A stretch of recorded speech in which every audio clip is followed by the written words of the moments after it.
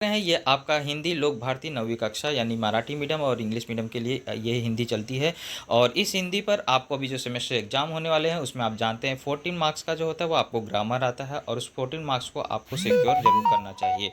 तो उस 14 मार्क्स के पर आधारित मैंने कुछ प्रश्न यहाँ पे लिए हैं और आपको उसे कैसे करना है उसके आंसर्स भी मैंने आपको यहाँ पर लिखे हैं। आप इसे देख करके आप क्या कर सकते हैं, इस ग्रामर को सिक्योर कर सकते, मतलब 14 मार्क्स को सिक्योर कर सकते हैं और आप अच्छे से क्या कर सकते हैं, उसे समझ सकते हैं। ओके, तो यानी इस वीडियो में आपको अपने 14 मार्क्स को क्या करना है, अच्छे से समझना है। ओके, चलिए वीडियो को स्टार्ट करते हैं। वीडियो को स्टार्ट करने से पहले मैं यहाँ ये कहना चाहूँगा दोस्तों, अगर आपको इस प्रकार के इन्फॉर्मेटिव वीडियोस अच्छे लग रहे होंगे तो दोस्तों चैनल को ज्वाइन कर लीजिए। चैनल को ज्वाइन करने के लिए लाल रंग के सब्सक्राइब बटन के साथ साथ बेल आइकन में ऑल की बटन को जरूर प्रेस करके रखें, क्योंकि मेरे वीडियो के नोटिफिकेशन आप तक आसानी से पहुंचते रहें और आप वीडियो का आनंद लेते रहें। इसके लिए आपको ये काम करना चाहिए। ओके, और फीडबैक के रूप में आप लाइक एंड शेयर करना ना भूलें। चलिए दोस्तों स्टार्ट करते हैं वीडियो को। सबसे पहले क्वेश्चन 4 यहाँ पे स्टार्ट होता है। देखिए पहला प्रश्न आपको आएगा, रेखांकित शब्द का शब्द भेद पहचान करके लिखिए। यानी आपको एक वाक्य दिया रहेगा, उसमें किसी एक शब्द के नीचे अंडरलाइन किया रहेगा और आपको उसका शब्द भेद क्या करना रहेगा, पहचान करके लिखना रहेगा। हो सकता है शब्द भेद न दे करके वाक्य भेद भी पहचानने के लिए पूछा जा सकता है। तो फिलहाल यहाँ पे शब्द भेद लिया है। शब्द भेद मतलब कोई शब्द एक क्या किया जाएगा, अंडरलाइन किया रहेगा और आपको उसको बताना है कि ये संज्ञा है कि सर्वनाम है कि विशेषण है कि क्या है, क्रिया है, इस चीज़ के बारे में आपको बताना है। तो यहाँ आपको देखिए सेंटेंस दिया है, जमुना के पुल पर कुछ आदमी पकड़े गए, तो कुछ के नीचे अंडरलाइन किया है। तो आप देख रहे हैं आदमी किस प्रकार के पकड़े गए हैं, कुछ आदमी पकड़े गए, तो यानी कि विशेषण बता रहा है, वो भी संख्या के रूप में बता रहा है। तो कुछ आदमी यानी अगर आपको देखा जाए तो कुछ क्या है, एक विशेषण है।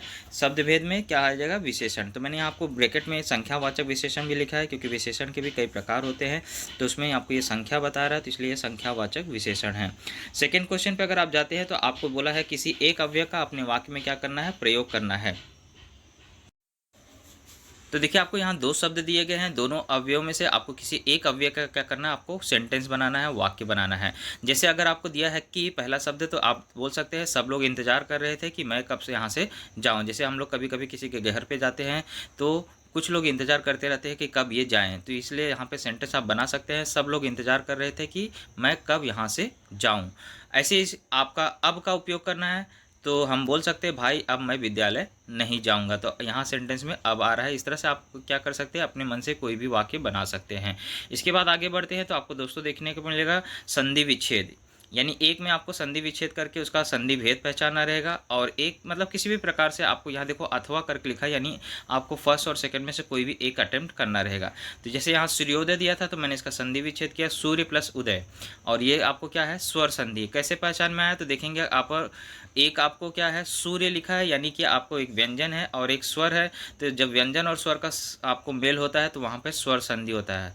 जब तक दोनों ही आपको व्यंजन ना हो तब तक वहाँ पे व्यंजन संधि नहीं होती। जैसे अभी अथवा में देख लीजिए, उत धन नति लिखा है, तो यहाँ पे त और न दोनों ही क्या है, व्यंजन है, इसलिए आपको यहाँ पे व्यंजन संधि है। तो ये शब्द है उन्नति और इसका आपको संधि भेद किया गया है, व्यंजन संधि।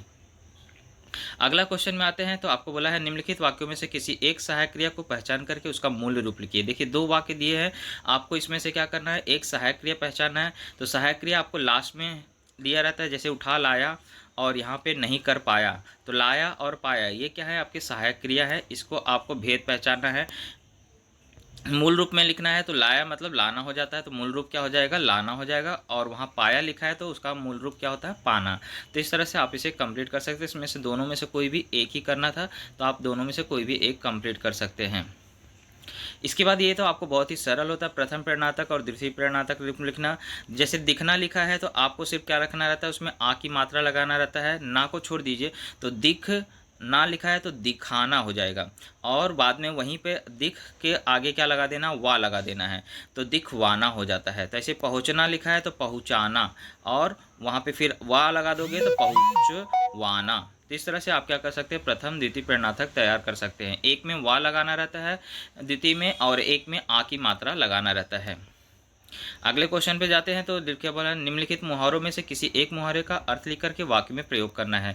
यानी आपको दो दिए रहेंगे, उसमें से किसी एक का आपको क्या करना है, अर्थ भी बताना है और वाक्य में प्रयोग भी करना रहेगा। जैसे यहाँ हतप्रभ रहना यानी स्तब्ध रहना, आश्चर्यचकित हो जाना जैसे बोलते हैं। तो अचानक देखिए हम घर पे बैठे थे, बिजली के बल्ब का अचानक बंद चालू होने से रमेश क्या हो गया, हतप्रभ रह गया, स्तब्ध रह गया। तो इस तरह से आप वाक्य बना सकते हैं। अगला था नामो निशान मिटना, यानी कि उसका अस्तित्व बिल्कुल क्या हो जाना, समाप्त हो गया। तो आप यहाँ सेंटेंस बना सकते हैं कि नदी में बाढ़ आने के कारण से रामपुर गांव का पूरा नामो निशान मिट गया। तो आप यहाँ पे सेंटेंस इस प्रकार से कोई भी अपने मन से बना सकते हैं। इसके अलावा आपको अथवा लिखा है, यानी कि इसमें एक ऑप्शन रहता है कि आपको एक वाक्य दिया रहेगा और यहाँ पे उसमें मुहावरे में अंडरलाइन किया रहेगा, उसकी जगह पे दूसरा आपको मुहावरा वहाँ लाना रहता है। जैसे रुग्ण शैय्या पर पड़ी माता जी को देखकर मोहन का धीरज धीरे धीरे समाप्त हो रहा था, तो धीरे धीरे समाप्त हो रहा था, इसकी जगह पे हम दूसरा मुहावरा इन दोनों में से कौन सा ले सकते हैं, तिल तिल मिटना। तो उसके लिए हम लोग वाक्य क्या बना देंगे, रुग्ण शैय्या पे पड़ी माता जी को देख करके मोहन का धीरज तिल तिल मिट रहा था। इस तरह से हम लोग क्या कर सकते हैं, उसकी जगह दोनों में से कोई भी एक नहीं लिख सकते, यानी कि जो सही रहेगा वो वहाँ पे आपको मुहावरा सही जगह पे लगाना रहेगा। अगला आपको दिया है निम्नलिखित वाक्य प्रयुक्त कारकों में से कोई एक कारक पहचान करके उसका भेद लिखिए। हम बिल्ली से तंग आ गए और मैं हर गवर्नर्स को 30 रूबल ही देता हूँ। तो यहाँ अगर आप देखेंगे तो आपको कारक पहचानना है, तो आपको पहले सेंटेंस में से देखिए लगा है, तो उसके आगे क्या है, बिल्ली। तो बिल्ली से यानी कर्ता से हम लोग क्या है, तो यहाँ पे क्या हो जाएगा, करण कारक हो जाएगा। और अगला दिया है गवर्नर्स को, तो ये क्या है, कर्म पे यानी ऑब्जेक्ट पर आधारित है, इसलिए ये कर्म कारक हो जाएगा। तो इस तरह से आपको इसके बारे में डिटेल में वीडियो में बना दूंगा, आप कारक अगर नहीं पहचान पाते हैं तो। क्वेश्चन नंबर 8 में आपको वो वाक्य में क्या करना है, विराम चिन्हों का उपयोग करके फिर से लिखना है। तो देखिए 2 गलतियां हैं, हाँ की बात कॉमा नहीं लगा तो वहाँ आपको कॉमा लगाना है, और सेंटेंस कंप्लीट होने के बाद पूर्ण विराम नहीं लगा तो वहाँ पूर्ण विराम लगाना है, और बाकी सब आपको सही लिखा गया था। इस तरह से वाक्य आप क्या करेंगे, उचित विराम चिन्ह हमने यहाँ पे कंप्लीट करके पूरा कर दिया है। क्वेश्चन नंबर 9 में बोला है निम्नलिखित किन्हीं 2 वाक्यों का सूचना के अनुसार कार्य परिवर्तन कीजिए। गाड़ी अपनी गति से बढ़ रही थी, इसको अपूर्ण भूत वर्तमान काल में करना है। और जोधपुर से जैसलमेर रात्रि की गाड़ी थी, सामान्य भविष्यकाल करना है। यहाँ आमोद प्रमोद के सभी साधन उपलब्ध हैं, इसको पूर्ण भूतकाल में करना है। तो बहुत ही सिंपल है, आपको अपूर्ण बोला है यानी रहा रही है लगाना ही है, और प्रेजेंट टेंस में करना है यानी वर्तमान काल में करना है तो है लगाना है। वहाँ था तो यहाँ पे क्या लगा देना है, तो प्रेजेंट टेंस में चेंज हो जाएगा, और अपूर्ण बोला है तो रहा रही लगता ही है। तो गाड़ी अपनी गति से बढ़ रही है, इस तरह से आपका सेंटेंस हो जाएगा। और दूसरा बोला है सामान्य भविष्य काल में करना है, तो जोधपुर से जैसलमेर रात्रि की गाड़ी होगी, यानी आप भविष्य के लिए सोच सकते हैं कि गाड़ी यह होगी। यहाँ आमोद प्रमोद के सभी साधन उपलब्ध थे, तो इसको पूर्ण भूतकाल करना था तो यहाँ पे था लग जाएगा, थे। ओके, अगला क्वेश्चन बोला है निम्नलिखित वाक्य का रचना के आधार पर भेद पहचान करके लिखिए। मैं हजामत और स्नान आदि में व्यस्त हो गया क्योंकि 9:30 बजे दफ्तर जाना था। तो यहाँ आपको वाक्य की रचना के आधार पे, देखिए ध्यान से पढ़िएगा, वाक्य की रचना के आधार पे भेद पहचानना है। तो 3 प्रकार का हो सकता है, सरल वाक्य, संयुक्त वाक्य या मिश्र वाक्य। तो यहाँ जो वाक्य है देखिए आपको कॉमा लगा है और क्योंकि लगा है, यानी एक ऐसा वाक्य है, मिश्र वाक्य है। ओके, तो अगला बढ़ते हैं, देखते हैं सेकंड में बोला है निम्नलिखित वाक्यों में से किसी एक वाक्य का अर्थ के आधार पर दी गई सूचना के अनुसार परिवर्तन कीजिए।